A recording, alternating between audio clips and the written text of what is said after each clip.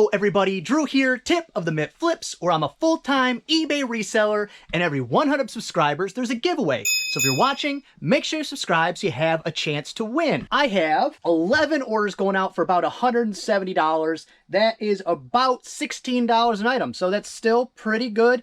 I would like to 20 to 25. That would be my goal. But when I'm selling cheap things like cheaper books and VHS, that price per item is going to always stay a little lower than I want. So I'm asking for one thing and doing the things to not make it happen. Sounds exactly like me. I did get a decent amount of books listed. I am learning that there is a whole realm of book collectors, antique vintage book collectors, and there's a whole wealth of knowledge out there that I have little of. So I'm learning slowly. It's a very slow, tedious process because you got, at least with mine, I got to clean them a little bit. You can't have a cobweb on it, that kind of thing. Dust, I just try to brush it off with a brush. I am getting about a 2-to-1 ratio on sellable to not sellable, so my not sellable pile is growing quite quickly. Oldest one to date I've found is, I think it was 1886, so that was kind of interesting. Did find a couple real winners though. Where's it at? There's a 2-volume set of it's called like History of the Day or something. You look up a day, May 10th or whatever, and it'll have a bunch of information about that day. And it was very, I think it's supposed to be entertaining, but it was like reading a textbook. It was not enjoyable, so I quit. I looked up my birthday and I was like, I read like 3 sentences, like, this is not for me. But about $100, so hopefully that one. And then this one was probably the biggest, not highest value, but the biggest score in my opinion. This is a first edition Catcher in the Rye. So it's third printing of a first edition, which is weird. They must have done multiple printings in the same year. I don't know. But that one right there, that's about a $60 book. So even in the not great condition that it's in. And I have a very big announcement, but stick around to the end. You know, you got to tease it a little bit, but stick around the end of the video. I know you will anyways, but I got a very big announcement. First thing going out, speaking of books, first thing going out today is The Roman by Miguel, 1966. And I did go through and alphabetize. That was not enjoyable, but it was necessary because, as you can see, I'm getting into multiple shelves, so it just would have been impossible. They all just look like a book when you're standing here, especially me, who does not wear my glasses while I'm filming. And my thought process as of right now, because I've shifted some of the VHS over here, because they don't sell quickly, so I don't need to have them readily available that much, is that I'm going to fill this with books, and then I will stop listing books again, and then I'll go back to my bigger goods, my hard goods, just because I'm getting space in the bigger storage area, so that's how I like to do it. I'm trying to keep it clean and streamlined, and I'm very much enjoying that I have spare space. So that's my plan going forward. I don't have to list the things as they come in. I've really, really honed in not overbuying. I went and sourced a little bit the other day, and I'll show you that too, actually. Not anything crazy, but I show you what I do. But I just want to keep it simple, streamlined, functional, all the keywords for running a good, smooth, one-man operation. But The Roman, right there, $12.99 free shipping. Next up, it's a Christmas gift for my daughter. They wanted to tell me. It's not even going to wrap it for them, but that's still nice to hear. It is on B4 Vintage Corningware Wildflower Teapot right there. This is one of the Corningware items I will always pick up, is the little teapots, because they ship very easily. They're not glass. I think they're ceramic coated metal or something, so they're not super fragile. You can't just throw it on a cement floor because it'll chip, but you don't have to. It's not like shipping a glassware of some kind, or one of these items you'll see that I'm not super happy about shipping, but you know, you got to do what you got to do. $14.99 plus shipping, and I took an offer on that. Next up, on A5 Vintage General Electric under cabinet radio A5, 1, 2, 3, 4, 5. And this was in the, I'm surprised it has an inventory number because this was in my last of the old stuff shelf. I must have been feeling energetic, or I don't know, feeling like looking out for future Drew, that kind of thing. Thank you very much, past Drew. And it is, as I said, an under cabinet radio right there. And these do pretty good, depending on which one. That's not the best one. It came with the manual, and I think I sent out an offer, $28.99 plus shipping. And then this is the one I was talking about. Not happy about this. One of those shouldn't have bought it items. It is on C4, Corningware, Cornflower Blue. C4, 1, 2, 3, 4. It is on C2. So that was not done right. But it's this one right here, this big Mama Jamma. And I mean, it is big. If I don't have this set up for FedEx or USPS, I'm probably in trouble. And the big issue with it, not only that it's big, is that this stand that it's on, I don't think this is a Corningware stand. I looked it up at the time, and I don't know, it just looked like it fit, looked like somebody used it. I thought it gave it good appeal, but I don't think it's official, so they could get it and be like, oh, this doesn't fit right. So that's past Drew, not looking out for future Drew. $20 plus shipping. And then next up, sold this one not that long ago, and it got returned because I messed up in the listing. It's on A2. It is a 2-quart, not a 1-quart, right here. Copper bottom, Revereware, 2-quart pan. And it's the, what do they call that? Double ring, which there's not a lot of collector value in these, but the double ring is the more collectible, if there is such a thing, in the Revereware. And I got $14 plus shipping, and I think that's exactly the offer I took the last time. At this point, it's probably a wash between having to pay for the return, shipping, and the cost of the good and all that. I'm probably around a wash, maybe lost a couple bucks, but that's the thing. It's better to, I could have just refunded them the money and I'd be out the $14, or I'd get it back, relist it, resell it, repack it, send it out again, and I'm only out a couple dollars. In my opinion, that's better. And then next up, it is RWBY Volume 5. It's an anime Blu-ray of some kind. I'm breaking even on this probably as well. I think I paid $2 for it. I saw anime and I was like, oh yeah, anime always does good. No, still look things up. I had a barcode. I could have scanned it quickly and saved myself the hassle. But $6.49 free shipping. I picked that up at the same time I'd gotten the disc golf bags. So I mean, I made money in the overall scheme of it. So I'm not mad about it, of course. And then we have a universal VCR remote. RCA. It's a remote. Don't know why I lapped around this way, but it is what it is. There we go, the RCA bag, which is pretty empty, so I might swap those over to another bag and reduce it down to 2 bags. But it's that one with the blue buttons right there. Purple, blue, something like that. $9.99 free shipping. And next up, it's a book. 1943 Hungary Hill. I think that's this one. Hungary Hill, first edition. And I got 1943, yep, $18.99 free shipping. And that, nope, $8.99 free shipping. And that, of course, goes media mail. And then I took an offer on this. Actually, we went back and forth, but I took an offer at some point. We agreed upon a price on A2A3 York. A2A, that's the basket. And I even ziplock bagged them so I wouldn't misplace them. And that is past Drew looking out for future Drew. But $19.99. Those are wallpaper borders. Spider-Man wallpaper borders. And I did free shipping on that, so it must be first class. And then on B4, it is 4 Faltzgraf Sierra. B1, 2, 3, 4. Okay, it's got to be these ones.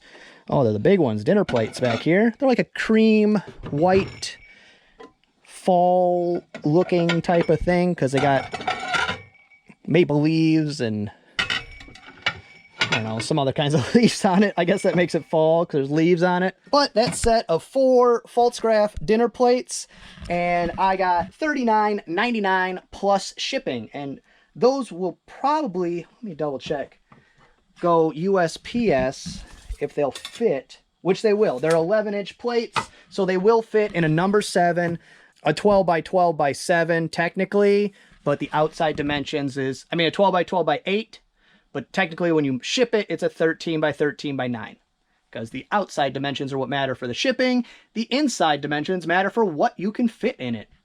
Seems pretty simple. And then on C1, it's a set of 2 Miguel Cabrera, way down here, C1 Stadium cups. And I think they're all the same, but I put them in lots of 2, 3 lots of 2 or something like that. And these are the first ones to sell, but that was worth it. I think I paid $1 for all of them. You get these with your overpriced beer at your Comerica Park. Probably costs, for this thing, it's probably $15 for a beer in that. It's insane what they charge you, because they know you want one and they know you can't get it somewhere else, so they charge you whatever they want. And that's $16.99 free shipping. And I got 2 more of those, and I think I paid $1 for all 4. I don't normally do this, but I had another order come in, and with Christmas so close, I'm just going to try to get it, because it's Friday today. I'm just going to try to get it out anyways, because it's easy packer. On A1, it's a United States Marshals Coffee Mug. Right there. A little bit of an oversized. It's about a perfect size for me.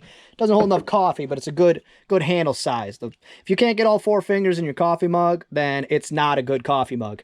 But that right there, I got $9.99 plus shipping. So that's a great score, because I probably paid $0.25 for that, because that's all I ever pay for coffee mugs. So overall, not a terrible shipping day. This is actually, because it'll fit in a number 7, this is a very easy pack. Just rinse and repeat. I do layer a small bubble for each plate. Then I do a layer of medium bubble around the whole thing. Then I do a 1 piece, because it fits perfectly.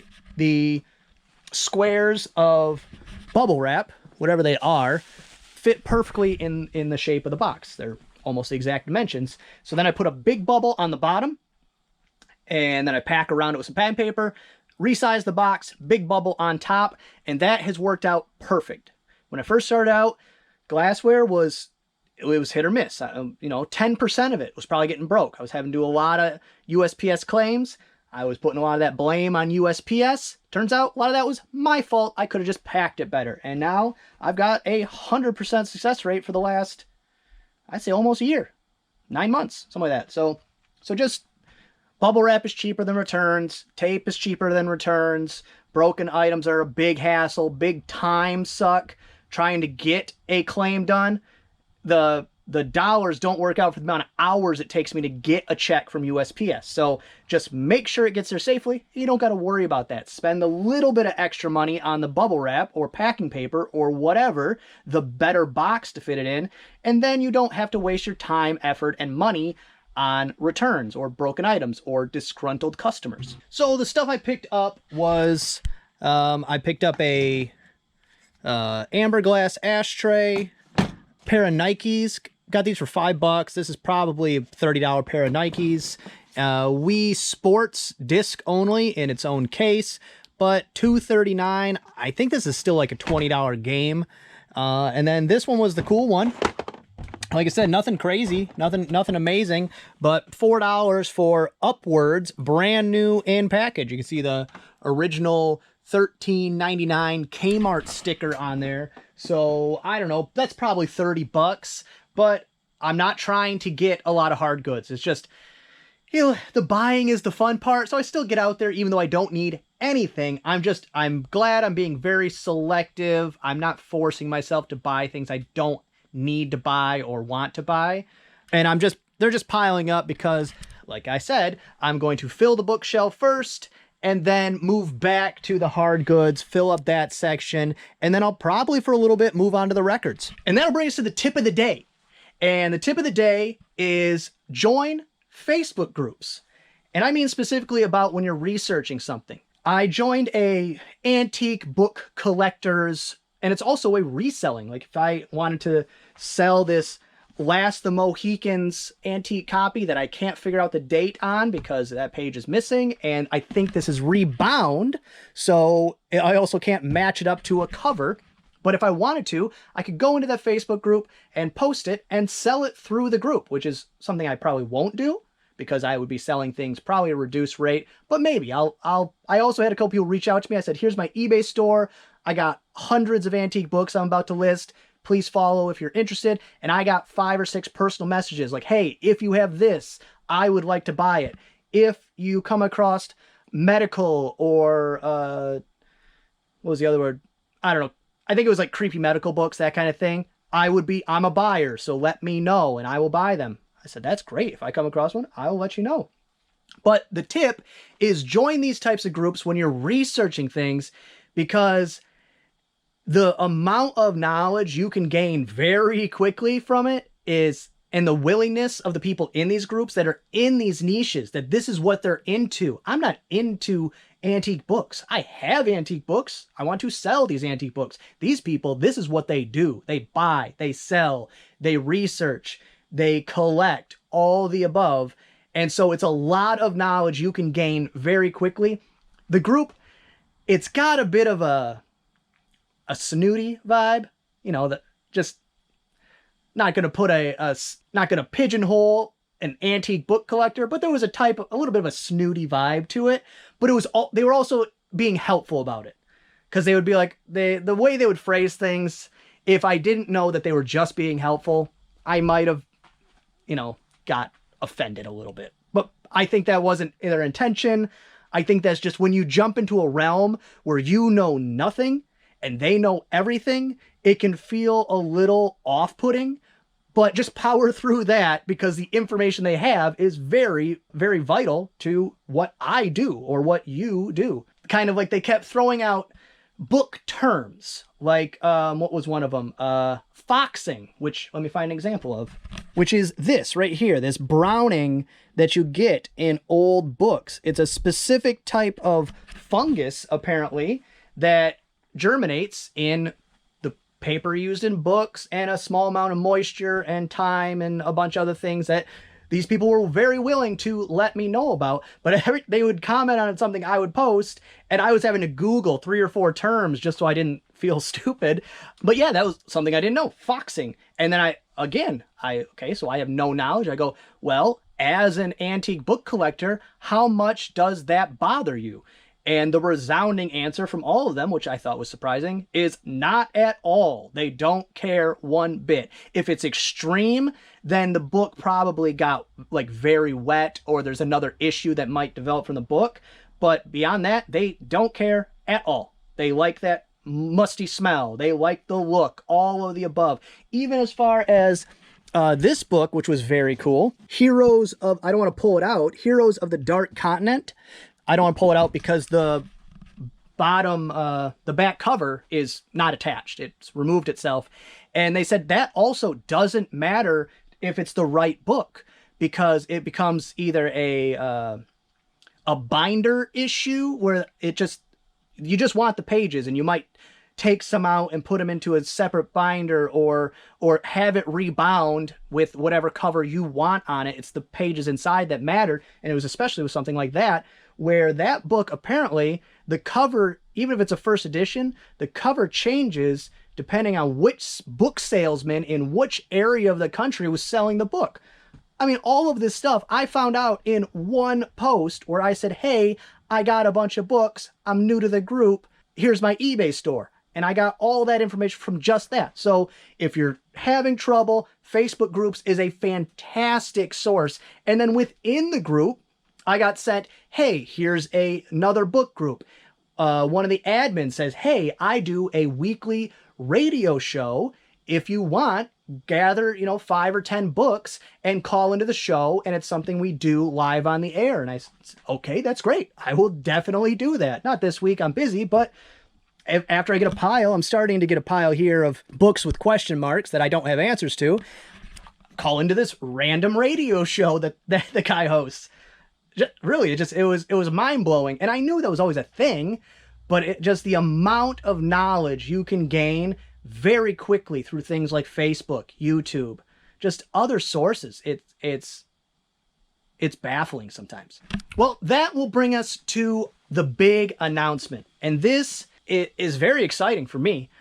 Most of you, if not all of you, probably know who the Nurse Flipper is. She's got an eBay resale channel. It's a lot bigger than mine. Let's just put it that way. If you don't know who she is, go check her out. On Tuesdays, she hosts a resellers, and they're not always eBay. Some of them they have their own personal site or Poshmark or Mercari or anything like that. And they do like a Q&A with the audience every Tuesday, a live Q&A. And she messaged me and said, hey, one of my viewers is one of your viewers. And when I was taking suggestions on who I should have on the show, they suggested you. Would you like to do it? And I went, yes, I would love to do that. So first off, whoever you were, thank you so much. That is awesome. I don't consume a lot of eBay shows anymore because I put most of my time into eBay, making videos, listing things, packing things, all that. So in my downtime, it's hard for me to consume it. A lot of times when I'm working, I'll watch it. So I went and I watched a couple of these lives, and they get somewhere between 4,000 and 10,000 views. That's insane for someone like me who gets around 100 views. So again, super excited to do it. I think it's going to be a ton of fun. February 8th, I think, is the date. I'll make sure on that, and I'll post it a bunch of times, because for me, this is a very big deal. For my small channel to end up on a big channel, big comparatively, you know, there are your Cincinnati Pickers and Harry Tornado and, you know, your 100,000 plus subscriber channels. That's a whole nother realm, but this is just super cool, and I cannot wait. So whoever you were that suggested me, it worked, and I thank you so much. That's gonna be all for this one. I hope you enjoyed it. If you did, give it a thumbs up. If you didn't, go ahead and give it a thumbs down. Subscribe, share, and be good to each other.